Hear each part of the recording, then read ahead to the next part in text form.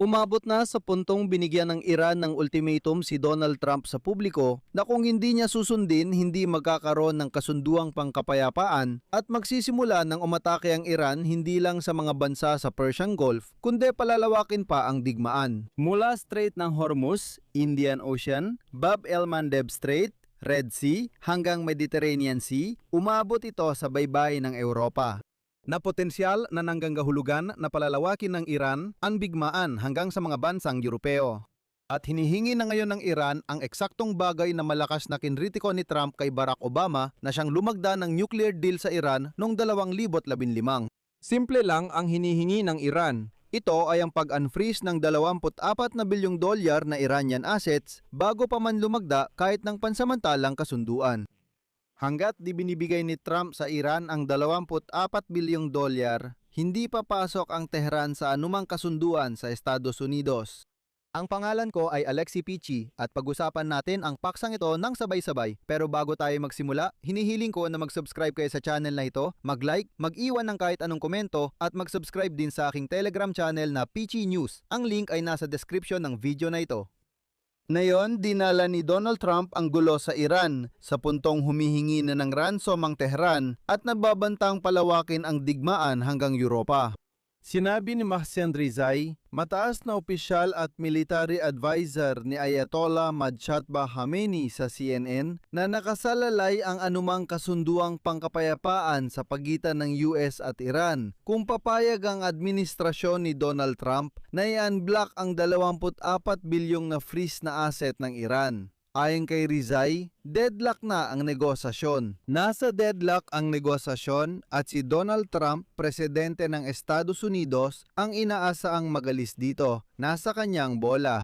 Paalala, hinihiling ng Iran na i-unfreeze agad ang $12 bilyong na pondo sa mismong oras ng pagpirma ng pansamantalang kasunduan sa Estados Unidos, ang Memorandum ng Pagkakaunawaan. Dakdak pang $12 bilyong sa susunod na yugto kapag nagsimula na ang negosasyon sa kasunduang nuklear. Nababahala ang mga opisyal ng Amerika na ang pag-unfreeze ng pondo ngayon ay maaring magalis sa kanila ng mahalagang impluwensya laban sa rehimeng Iranian. Dahil sa totoo lang, makakakuha ang Iran ng $12 bilyong nang walang anumang konsesyon, walang anumang obligasyon. Ang memorandum ay pansamantalang kasunduan kaya hindi pa sila obligado gumawa ng anuman. Nababahala ang mga opisyal ng Amerika na baka kapag nakuha ng Iran ang $12 bilyong, tatalikuran nila ang kasunduan. Ibig sabihin, ulitin ko lang. Ang punto ay si Trump ay gustong pumirma ng Memorandum of Understanding na magsasaad ng mga kondisyon para sa negosasyon sa susunod na 60 araw. Tungkol sa kasunduang pangkapayapaan, nuklear at iba pa. Sabi ng Iran, pumirma tayo sa pansamantalang kasunduan pero bigyan muna kami ng $12 bilyong. Walang anumang obligasyon. At pagkatapos nito, sasabihin ng Iran, pakinggan nyo, nagbago na isip namin, nakuha na namin ng pera, paalam na. Naglatag si Trump ng kondisyon na ang anumang kasunduan ay dapat mas mahigpit kaysa sa nuclear agreement na nilagdaan noong 2015 at upang maiwasan ang anumang maaring ituring na pagbibigay ng mga paletang puno ng cash. Ito ang ekspresyon na paulit-ulit ginamit ni Trump para batikusin ang desisyon ng nooy Pangulong Barack Obama na bigyan ng pinansyal na kompensasyon ang Iran. Ibig sabihin, malakas na sinabi ni Trump na hindi niya bibigyan ng kahit isang kusingang Iran hanggat walang mahigpit na kasunduang nuklear. Ngayon, sinasabi ng Iran, o sige, pakinggan ninyo, kung walang pera, walang kasunduan. Nagpaliwanag ang tagapayo militar ni Rizai sa pananaw ng mga estratehista ng Iran tungkol sa kinabukasan ng bansa matapos ang digmaan, kapalaran ng Strait of Hormuz at mga posibleng hakbang ng Iran sa bagong pag-atake. Binanggit sa CNN na mahalaga ang kanyang pahayag dahil malapit siya sa puwersang panseguridad ng Iran at sa kasalukuyang pinakamataas na leader, na hindi na muling nakita sa publiko mula nang masugatan siya sa pag-atake ng Israel na ikinasawi ng kanyang ama sa unang araw ng digmaan. Binanggit ni Rizai na ang posibleng pag-unfreeze ng mga pondo ng administrasyon ni Donald Trump ay magiging bagong hangganan para sa hinaharap ng Iran at Amerika. Narito ang kanyang pahayag.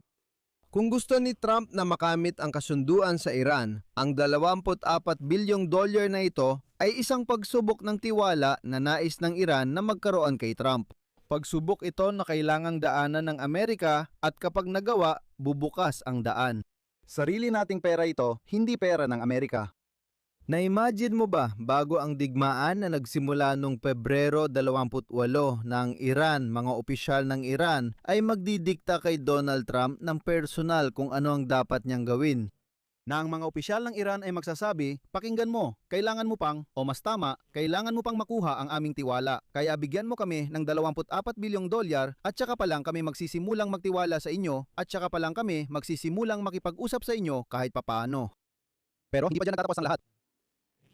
Nagbabala siya na palalawakin ng Iran ang labanan lampas Persian Gulf kapag inulit ng Estados Unidos ang sigalot na magdudulot ng pagkalat ng operasyong militar. Mula sa kipot ng Hormuz, karagatang Indian, kipot ng Bab el-Mandeb, pulang dagat, hanggang dagat Mediteraneo. Diretsong sabi ni Rezai, bibigyan namin ng bagong dimensyon ang digmaan sa pag-atake sa iba pang base militar ng Amerika na hindi pa namin tinatarget. Ito na mismo ang tuwirang banta na magsimula ng pag-atake sa mga base militar ng Europa sa dagat Mediteraneo.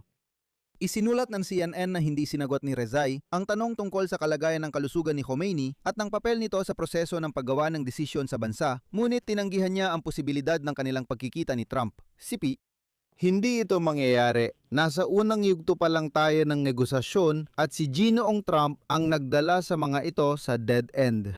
Walang magaganap na personal na pagkikita. Dito, kailangan kong banggitin na talagang iniinsulto ng mga Iranian si Donald Trump na yon. Ang totoo niyan, 2 araw na ang nakalipas mula nang sabihin ni Trump na siya at si Khamenei ay magkasundo at magiging karangalan niya na makipagkita sa leader ng Iran. Sinabi ni Trump na siguradong mangyayari ang kanilang personal na pagkikita. Ngayon, sinasabi ng mga Iranian sa kanya na wala namang gustong makipagkita sa kanya. Wala kang magiging personal na pagkikita kay Khamenei. Dagdag pa, sinabi ni Rezai na may soberanya ang Iran at Oman sa Strait of Hormuz kung saan bago ang digmaan dumadaan ng ikalimang bahagi ng pandaigdigang langis at likidong natural gas. At dahil dito, ang Oman at Iran ay magsasamang mamamahala sa Strait of Hormuz. Umiwas siyang tawagin itong singil o buwis para sa pagdaan ng mga barko sa kipot at binigyan diin na ang Iran ay maniningil ng bayad para sa serbisyo dahil hindi nito dapat akuin ang lahat ng gastos sa pamamahala ng kipot. Kahit na ito ay lubos na kalokohan, nais kong sabihin na ang kipot ay gumana ng maraming taon, dekada pa nga, nang wala ang ganitong tusong sistema ng paniningil. Hindi naman talaga tumatanggap ng anumang bayad ang Iran para sa pagdaan ng mga barko sa kipot ng Hormuz. Pero sa kung anong dahilan ay patuloy pa rin itong gumagana. Ngayon, sinasabi ng Iran, pakinggan ninyo, kailangan naming mangolekta ng pera mula sa mga barko para mapanatili naming gumagana ang kipot. Gusto kong banggitin na bilang bahagi ng matandang hanay ng korps ng mga tagapagtanggol ng Islamikong Revolusyon, si Rezai ay lumaban sa digmaang Iran-Iraq. Pagkatapos noon, pinamunuan niya ang korps ng mga tagapagtanggol ng Islamikong Revolusyon mula 1,981 hanggang 1,997 na tumulong sa pagbago nito bilang isa sa pinakamakapangyarihang institusyon ng Islamikong Republika. Dahil dito, bilang taga-suporta ng mahigpit na patakaran at malalim na nakaugat sa sistema ng seguridad ng Iran, si Rezai ay sumali kalaunan sa konseho para sa kapakinabangan. Ito ay isang konseho na nagbibigay ng payo sa kataas-taasang pinuno ng Iran at siya ay nagsilbi bilang vice-presidente noong panahon ng dating Pangulo si Ibrahim Raisi. At dapat ding banggitin na si Rezai ay 4 na beses na tumakbo bilang Pangulo, ngunit hindi kailanman nanalo. Sa ngayon, isa siya sa mga pinakamalapit na tao sa leader ng Iran. At ito ang kapansin-pansin. Lumipas na ang mahigit 1 araw mula nang maglabas ng ganitong pahayag ang opisyal ng Iran. Ngunit hindi pa rin ito kinumentuhan ni Donald Trump. Dito ko ilalagay ang ellipsis. I-share ang opinyon at konklusyon nyo sa comments ng episode na ito. Mag-subscribe kayo sa channel, pindutin ang kampanilya at huwag kalimutang mag-like. Yun lang po, ingatan ninyo ang inyong sarili. Paalam sa lahat. Subtitles.